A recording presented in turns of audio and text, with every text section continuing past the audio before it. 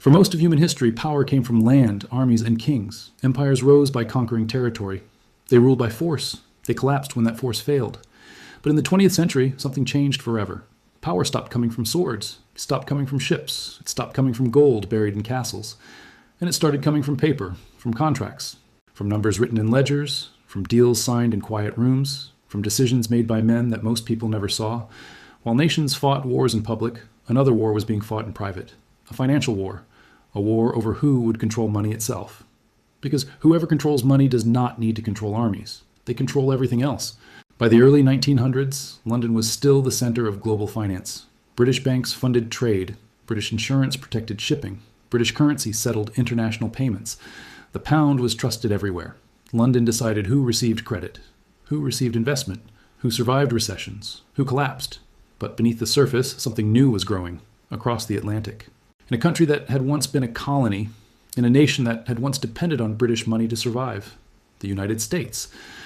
At first, America was not taken seriously. European bankers saw it as unstable, too young, too reckless, too chaotic. Its financial markets were fragmented. Its banks failed often. Its currency was inconsistent. Its politics were unpredictable. No serious empire trusted America with global finance. Yet quietly, methodically, relentlessly, America began building something different. Not an empire of colonies, not an empire of flags, an empire of capital, an empire of credit, an empire of debt, an empire of influence. Centered in one place, one city, one narrow strip of land, between the Hudson River and the East River, Wall Street. At first it was nothing special, a dusty road, a collection of small banks, a few trading houses, some brokers shouting prices in crowded rooms. But Wall Street had one advantage that no other financial center possessed. It existed inside the most resource-rich nation on earth. America had oil, steel, coal, farmland, factories, railroads, labor, and most importantly, growth. While Europe was trapped in old hierarchies, old aristocracies, and old empires, America was building new industries from scratch. Railroads connected the continent. Factories turned raw materials into products. Corporations scaled faster than anything Europe had ever seen. And Wall Street learned how to monetize all of it. Every railroad became stocks. Every factory became bonds. Every company became shares. Every risk became a financial product. Growth was turned into paper, and paper was turned into power. By the time World War I began, Wall Street was no longer a side player. It was becoming the banker of the world. European nations needed money to fight, to build weapons, to supply armies, to feed populations. Britain and France borrowed heavily from American banks, from American investors, from Wall Street. While soldiers bled in trenches, financiers wrote contracts. While cities burned, interest accumulated. While governments weakened, debt grew. By the end of the war, something unprecedented had happened.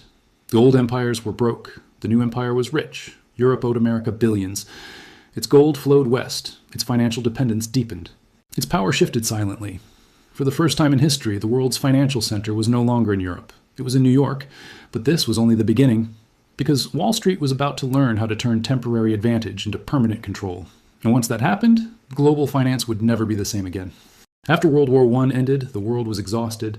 Empires were shattered, currencies were weakened, governments were drowning in debt, millions were dead, cities were ruined, factories were destroyed. But in America, the machines were still running. The factories were still producing, the banks were still lending, the stock exchanges were still trading. While Europe tried to survive, Wall Street was learning how to dominate. American bankers realized something that no empire before them had fully understood. You do not need colonies if you control credit. You do not need armies if you control capital. You do not need flags if you control investment. If every country depends on your money, every country depends on you. So Wall Street expanded quietly. It financed reconstruction. It funded infrastructure. It bought foreign bonds. It invested in overseas companies. It placed American capital inside foreign economies. Railways in Europe, mines in Latin America, factories in Asia, utilities in Africa, all connected to New York, all dependent on American banks, all paying interest to Wall Street. At the same time, something dangerous was happening at home. Speculation exploded. Stocks rose faster than real businesses. People borrowed money to buy shares. Banks lent recklessly. Brokers encouraged risk. Fortunes were made overnight. Paper wealth replaced real productivity. And Wall Street encouraged it, because every trade meant fees. Every loan meant interest. Every bubble meant profit. In 1929, the illusion collapsed. Markets crashed. Banks failed. Savings vanished. Businesses closed. Unemployment exploded. The Great Depression spread across the world. What began on Wall Street destroyed economies everywhere. Factories in Germany closed. Farms in Argentina failed. Trade in Asia collapsed. currencies weakened, poverty expanded. Because global finance was now connected to New York. When Wall Street fell, everyone fell. For the first time, the world saw how dangerous concentrated financial power could be. But Wall Street did not lose control. It adapted.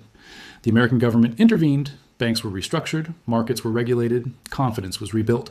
And once stability returned, Wall Street resumed its expansion. Then came World War II. Again, Europe burned. Again, factories were destroyed. Again, governments borrowed massively. Again, America supplied weapons. Again, Wall Street financed war. But this time, the outcome was different. The United States emerged not only rich, it emerged dominant. Its industrial base was untouched. Its gold reserves were enormous. Its currency was stable. Its banks were powerful. Its influence was unmatched. In 1944, something historic happened.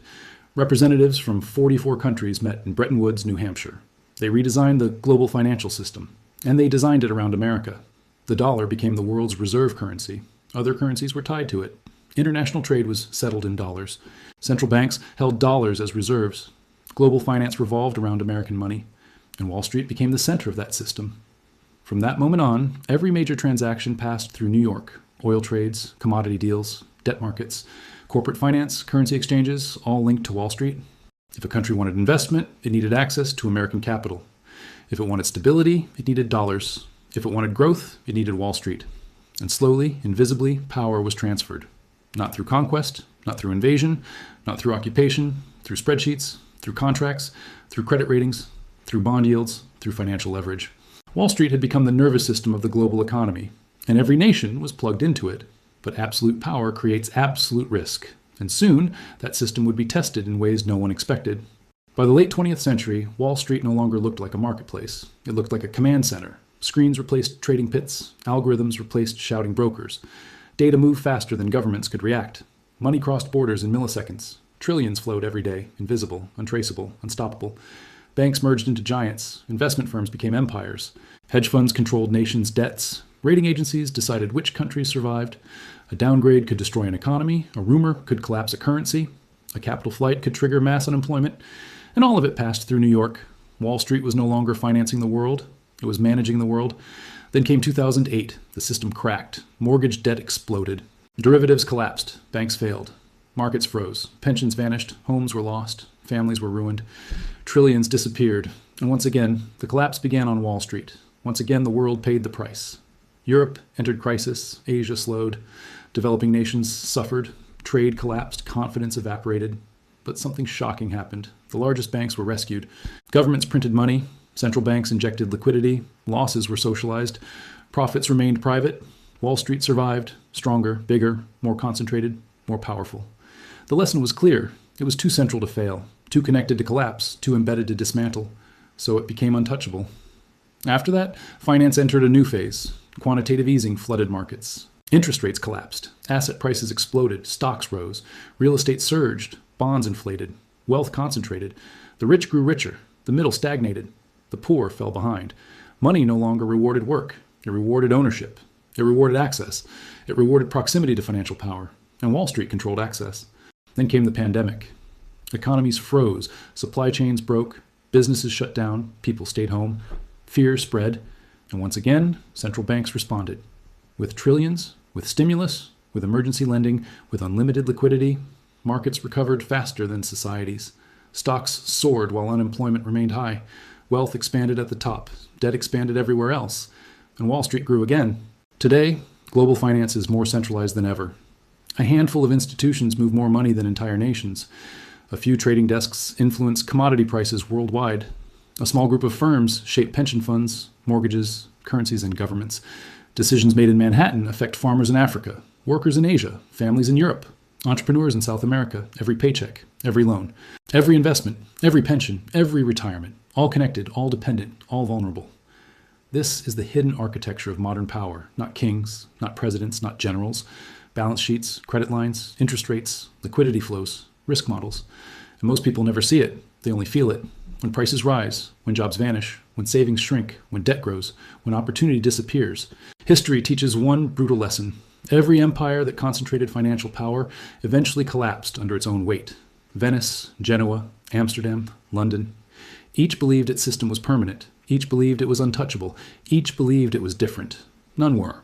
Now the world lives inside the American financial system, inside Wall Street's structure, inside its incentives, inside its risks, inside its contradictions. Whether it will adapt, whether it will fracture, whether it will fall, no one knows. But history suggests nothing lasts forever. If you want to understand how money really shapes civilization, if you want to see what most people never notice, if you want to stay ahead of the systems that control your life, subscribe to this channel, because here we do not follow headlines. We follow power, and power always leaves clues.